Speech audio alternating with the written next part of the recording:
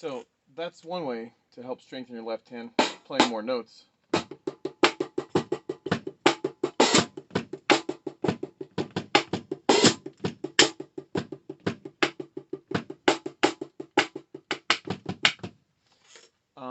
And then when I talk about the open close, some people call it a push pull. It applies to your feet too, but to your hands, it is the way these arms and hands are wired is if your hand is below halfway, if it's below even with your forearm, if you relax, it just wants to open.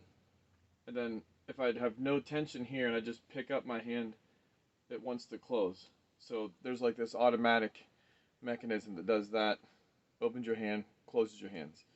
So if you put a drumstick in there and I were to just drop my hand, it wants to open and probably drop the drumstick. And then if I pick my hand up, my fingers want to close again.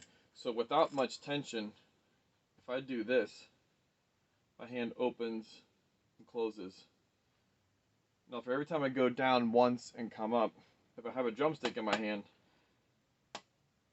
I'll do a slight squeeze right here between my thumb and my index to freeze the stick to show you when you play down, your stick wants to come back, but your hand's down. So if I let the stick fall and pick my wrist up, it hits again.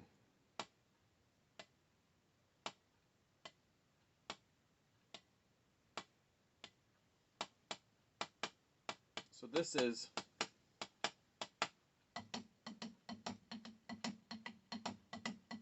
you actually have to snap your fingers back in if you want to get power out of it.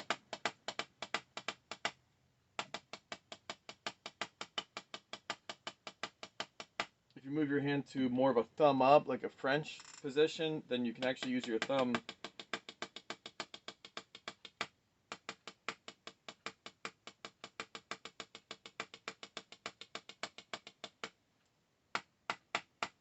but what's more beneficial when you're trying to strengthen your left hand is a really good snap.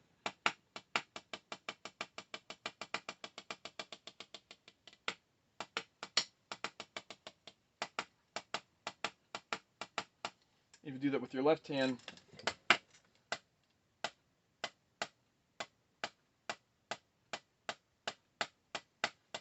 it feels like a very exaggerated wrist down motion. You have to focus on the snap back. Feels like I'm just doing this.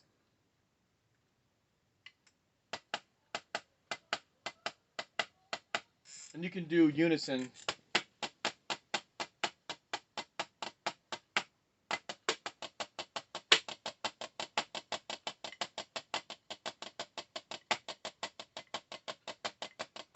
If you do that long enough, you'll really feel something going on, because mostly in a groove with your left hand,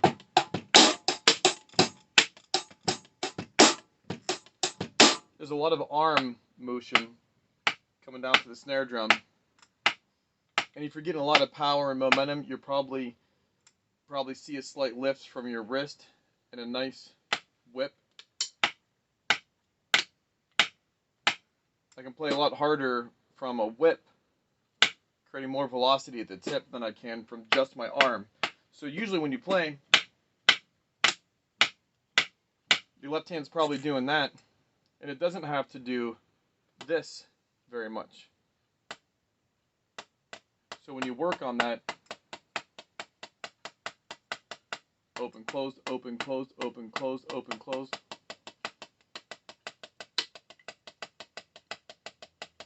When you work on it in unison,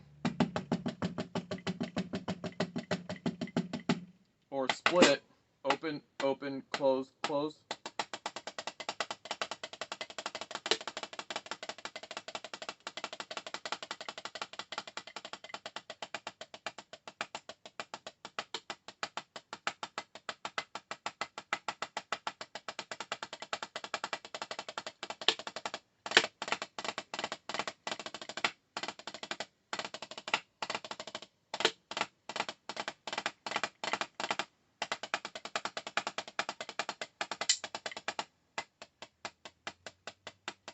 You can already feel things heating up in your arm, all your fingers.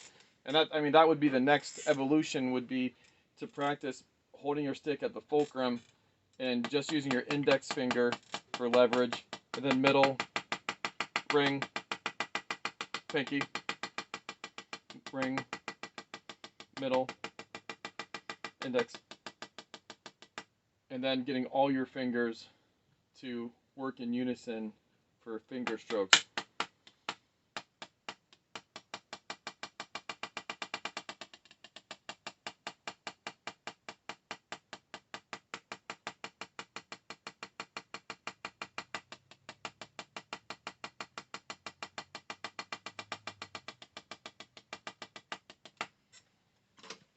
And when you work on your left hand more than that, more than your right hand, it helps. So if I just wanted to do with a nice range of motion, following the rebound,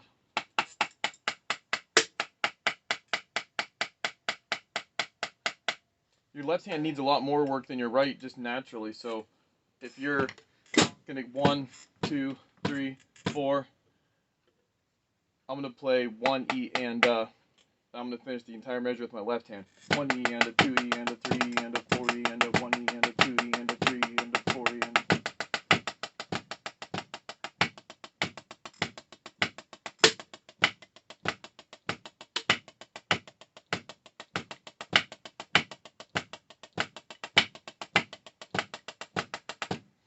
You'll see where your threshold is right away, because if your right hand can go and your left hand goes, it's not as fast. Another equalizer is 1 note, 2 notes, 3, 4, and right now I'm using all wrist strokes. My fingers are closed. I'm not doing open and close, and I'm not doing finger strokes, all wrist. So I'm going to go 1 note, 2 notes, 3 notes, 4 notes.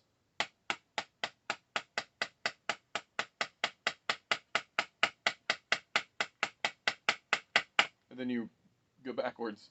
1, 2, 3, 4, 3, 2, 1.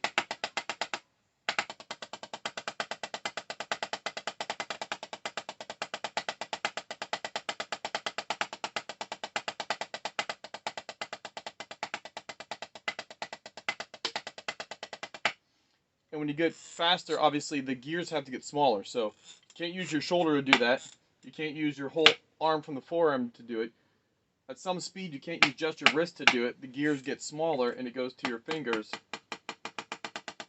I can't play from my shoulder. I have to do it from my fingers. So 1, 2, 3, 4, 1, 2, 3, 4, 1, 2, 3, 1, 2, 3, 1, 2, 1, 2, 1, 2, 3, 4, 3, 2, 1.